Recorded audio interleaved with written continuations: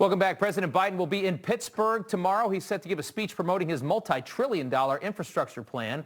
The so-called Build Back Better proposal will raise the corporate tax rate from 21 to 28%, increase capital gains for the wealthy as well. Here's what Jen Psaki had to say during the press briefing earlier today.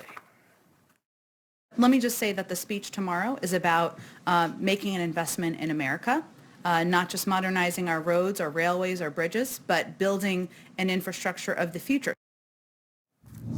All right, let's bring in business and market analyst and author of The Cure, Seth Denson, to talk about this. Good to see you, Seth. Rob, good to be with you, man. All right, so you saw in the clip, Psaki uses the term infrastructure of the future, which I think essentially means we're going to dump a ton of cash into green energy. Is that right?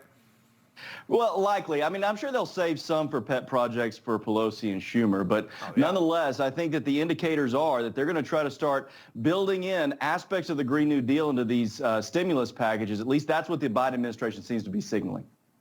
Yeah, and that means for a lot of people that backed Biden, I mean, there's going to be so many goodies for all the big structures that put him in office, as there always is, in these huge multi-trillion-dollar packages. They love these things because they get to pay back all the people that put them in. The administration claims the $3 trillion package will be paid for with $1.8 trillion in new taxes. Obviously, that doesn't add up. Also want your thoughts on why Biden is pushing this now. What do you make of that? Well, I think there's two things. One is, first, politicians are notorious to never let a crisis go to waste. Yeah. And right now, the Biden administration can look at COVID as, oh my gosh, we got to spend.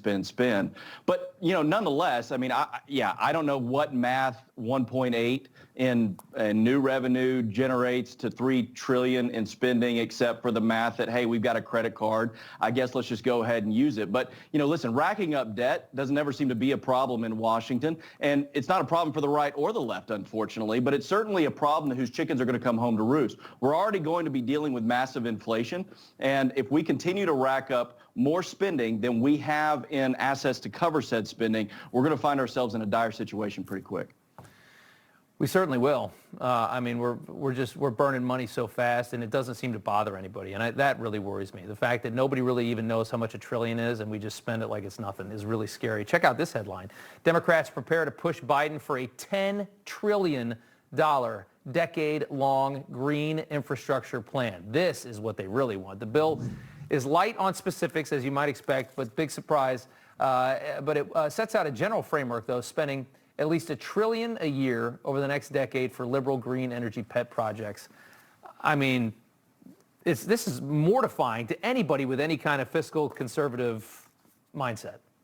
Well, it certainly is. And again, you have to understand that our federal government was already $1 trillion in the hole every year. We're coming off of a pandemic where we're talking about raising taxes on specifically small business owners, and that's going to have a reverse economic impact. Here's the reality. Inflation is here. If the economy stops growing, and these taxes that they're already proposing is going to cause that, we're going to get into a phase of what we call stagflation. That's where inflation is happening, but the economy isn't growing. That's when you would typically reserve massive spending. We've already spent, in the last 12 months alone, on top of stimulus and regular spending, nearing $15 trillion. Our national GDP, our debt to GDP is at 100%. It's expected to be at 200% by the year 2050. Obama administration saw the first ever United States downgrade in our credit rating. Looks like the Biden administration is trying to follow in its shoes. Sure is. And you know what? Obama threw a lot of money toward green stuff as well, and there were a lot of horror stories about that money getting wasted. I remember those stories. Seth Denson, thank you so much for coming on. Good to see you. Thanks, Rob.